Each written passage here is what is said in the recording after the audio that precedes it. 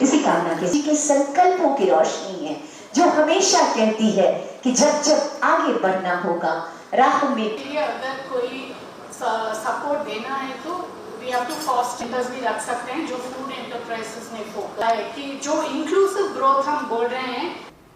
झारखंड के आबुआ दिसोम बजट 2026 के इस आप सबका मैं हार्दिक अभिनंदन करता हूं, स्वागत करता हूं और अपनी ओर से जोहार करता हूं। राज्य का बजट कैसे हो इस पर आज विशेष चर्चा है और काफ़ी दिनों से ऑनलाइन सुझाव भी मांगे जा रहे हैं और कई संस्थानों के साथ हम लोगों ने अपना सहयोगी के रूप में उनसे परामर्श भी लिया और कई चीज़ें उभर के भी आई हैं और आ भी रही होंगी। झारखंड प्रदेश यूँ कहा जाए कि देश के अलग अलग राज्यों में सभी राज्य अपने अपने अलग अलग कहा जाए कि अलग अर्थव्यवस्था, अलग कार्यशैली, अलग अलग व्यवस्थाओं के साथ चलती है। हर राज्य के अपने अपने राज्य को एक विकास के रास्ते पे ले जाने के अपने तरीके होते हैं। झारखंड प्रदेश कहा जाए कि देश के अत्यंत पिछड़े राज्यों में से एक है और छोटा राज्य भी है, लेकिन यहाँ पर कई बड़े आर्थिक गतिविधियाँ इस राज्य में होती हैं। माइंस मिनरल्स के खनन कार्य हमारे राज्य में बड़े पैमाने पे होता है। देश की अर्थव्यवस्था में हमारी भूमिका तो बहुत बड़ा है। राज्य की अर्थव्यवस्था को हम कैसे मजबूत करें, ये राज्य सरकार की अपनी एक विशेष अधिकार के साथ सरकार काम करती है और निरंतर हम लोगों ने एक बेहतर प्रबंधन के साथ और आर्थिक समृद्धि की ओर भी हम लोग कदम बढ़ाते हुए निरंतर आगे बढ़ रहे हैं। और चूंकि ये नया राज्य भी है, ये 25वां साल झारखंड का चल रहा है। 1 लाख करोड़ से अधिक के बजट में आज हम लोग हैं और मुझे लगता है कि ये आने वाले समय में ये लगातार इसमें वृद्धि भी होगी क्योंकि डिमांड भी उसी तरीके से हैं। और मैं अभी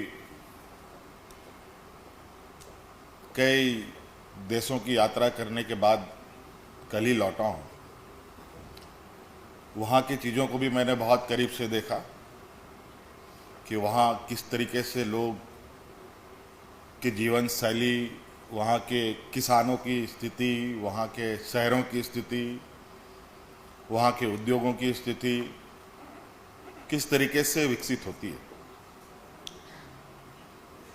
तो कहीं ना कहीं कई नीतियाँ ऐसी होती हैं जहाँ अलग अलग क्षेत्रों को प्रभावित करती है, चाहे उद्योग हो, चाहे कृषि हो, चाहे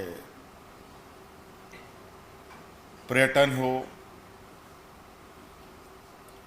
और कई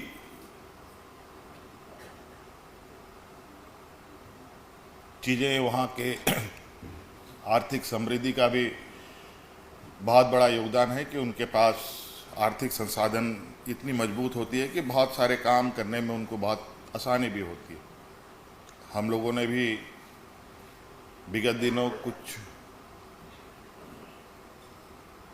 टारगेट के साथ काम करना प्रारंभ किया है, जैसे टूरिज़्म पर थोड़ा फोकस है, एग्रीकल्चर पर हमारा फोकस है, स्पोर्ट्स पर फोकस है, एजुकेशन पर फोकस है, आधारभूत संरचनाओं पर भी फोकस है। और चूँकि हर काम को करने में जो भी बाधाएं आती है वो सबसे पहले आती है पैसों का। पैसे कहाँ से आएंगे? शहरीकरण बढ़ रहा है हमारे राज्यों में, पूरे देश में। शहरों को अपने पैरों पर भी खड़ा कैसे करना है, इस पर भी विशेष हमें ध्यान देने की आवश्यकता है। गांव से लोग प्रखंडों में आकर के अपनी बेहतर भविष्य तलाशने का प्रयास करते हैं। प्रखंड के लोग डिस्ट्रिक्ट में आकर के अपने बेहतर भविष्य की तलाश करने का प्रयास करते हैं। डिस्ट्रिक्ट के लोग राजधानी में आकर के अपने बेहतर भविष्य की तलाश करने का प्रयास करते हैं। तो इस तरीके से जो एक आम नागरिक का विचरण है, ये विचरण अनवरत ये एक साइकिल है जो चलेगा। तो हमें भी अपने अर्थव्यवस्था को उस तरीके से ही चलाना पड़ेगा जिसके माध्यम से हम गांव से शहर की चीज़ों को परस्पर कनेक्ट कर सकें। हमारा ये बिल्कुल स्पष्ट थोड़ा सा चीज़ों पर हमारे राज्य की जो यहाँ की भावनाएं, यहाँ की जो संस्कृति है, यहाँ के जो लोगों का रहन सहन, लोगों का तरीके हैं, उनके अनुरूप उनको हम कैसे सहायता हम लोग कर पाएँ। जैसे कि अभी एग्रीकल्चर पर हम लोग निरंतर नए प्रयोग कर रहे हैं और अच्छे बेहतर उसका परिणाम भी है। हमारे कई ऐसे क्षेत्र हैं जहाँ पर पानी के अभाव से वो ज़मीनें खाली पड़ी रहती थी। अब उन जगहों पर पानी कैसे उपलब्ध हो, उसके लिए भी एक बहुत बड़ा बजट के साथ काम करने की ज़रूरत भी है आने वाला समय में भी बड़े पैमाने पर। क्योंकि जो एक प्राकृतिक संसाधन है वो हमारे पास लगभग प्रचुर मात्रा में है। हमारे पास बड़े बड़े वाटर रिजर्वायर हैं, लेकिन उन वाटर रिजर्वायर का हम अच्छे बेहतर प्रयोग नहीं कर पाते हैं।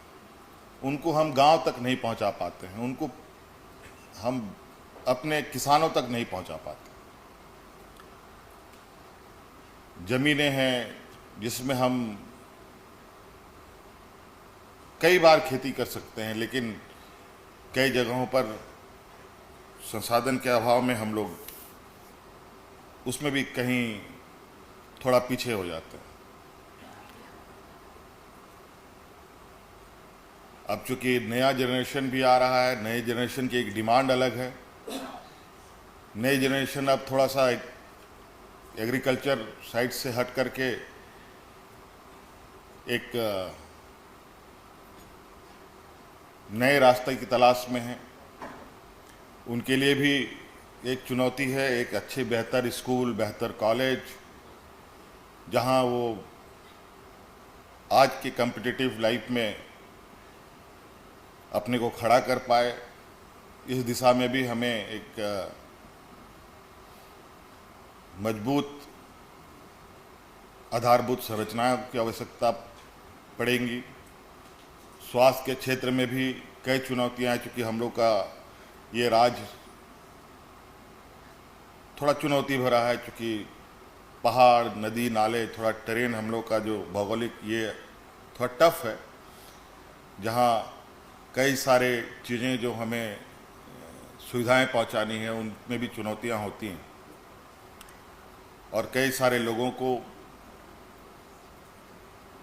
भी कोई लाभ लेने में कई दिक्कतें आती हैं। मुझे लगता है कि आज ये समय है, एक बेहतर समय है जहां राज्य के लिए एक मजबूत और बहुआयामी एक बजट की आवश्यकता राज्य को है, जहां हर क्षेत्र में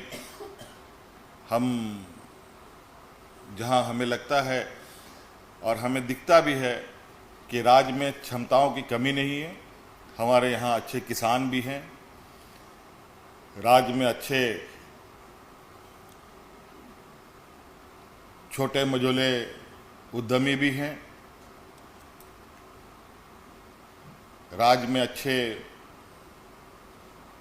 हमारे खेल के क्षेत्र में भी अच्छे नौजवानों का मौजूदगी है, पर्यटन के क्षेत्र में भी हम बहुत बेहतर स्थिति में अपने को खड़ा कर सकते हैं। और जो यहाँ का मुख्य रूप से एक आदिवासी ट्राइबल डोमिनेटेड स्टेट होने की वजह से ग्रामीण परिवेश थोड़ा सा एक परंपरागत व्यवस्थाओं के साथ चली आ रही है। उन परंपरागत व्यवस्थाओं को भी हम को मुझे लगता है कि कैरी करना चाहिए। उनके लिए भी, क्योंकि मैं कई चीज़ें देखता हूँ बहुत हमारे राज्य में जो हमारे पास क्षमताएं हैं, जैसे एग्रीकल्चर प्रोडक्ट में अगर हम कहें कि लाह का उत्पादन, देश का हम लोग पहला राज्य हैं जो सबसे अधिक लाह उत्पादन करते हैं, लेकिन उसका वैल्यू एडिशन नहीं कर पाते। हम तसर सिल्क का जो कोकून है वो हम देश में सबसे अधिक उत्पाद करते हैं, लेकिन उसका हम बेहतर उपयोग नहीं कर पाते। तो इन सब चीज़ों पर भी हम आज एक अच्छे स्थान पर जा सकते हैं। आज जिस देश में कोकून होता ही नहीं हो, तसर बनता ही नहीं हो, लेकिन वहाँ सिल्क के नाम पर आज दुनिया में सबसे नंबर 1 देशों में वो गिनती में आते हैं। तो कहीं ना कहीं हम लोग का कुछ जो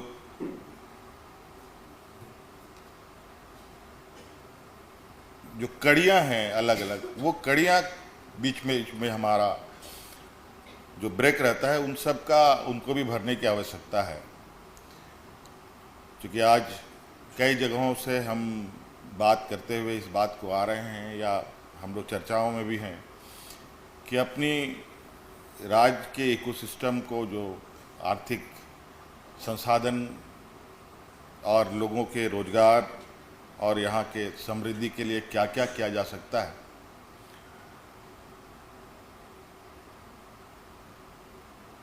उस पर निश्चित रूप से हम लोग अब एक मजबूत रूपरेखा के साथ आगे हम लोग जाएंगे। मैं अभी ही पूछ रहा था कि जो हम लोग आज यहाँ बजट संगोष्ठी में बैठे हैं, कई राज्य ऐसे हैं जैसे तिरुपति है और कई ऐसे धार्मिक स्थल है जहाँ पर वो अपनी एक बजटीय व्यवस्थाओं के साथ इतना बेहतर तरीके से चीज़ों को संचालित करते हैं।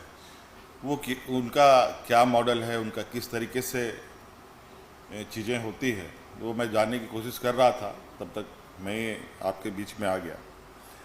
तो ये बात है कि कहीं चीज़ें कुछ जगह पर अच्छी तरीके से भी काम कर रही है, और हमें भी थोड़ा अपने लोगों को सरकार के बजट के साथ जोड़ना पड़ेगा, उनको भी एक जिम्मेवारी देनी पड़ेगी। मैं अभी जिन देशों में गया था, वहाँ पर लोगों का जीवन और सरकार के साथ जो उनके लिए जो व्यवस्थाएं हैं, उनका भरपूर उपयोग कैसे लोग करते हैं।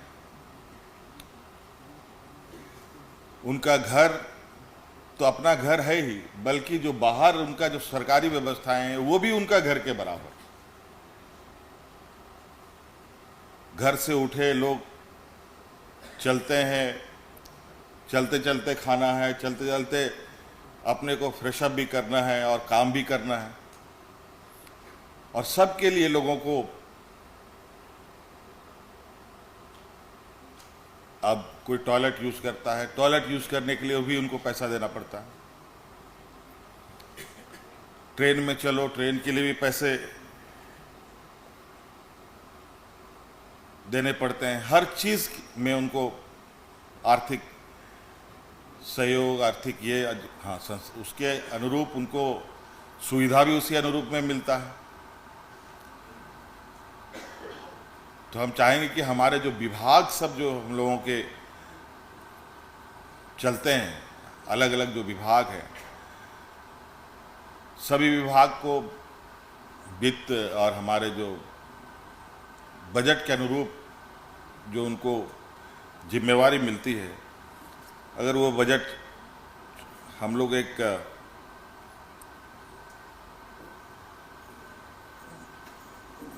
बेहतर और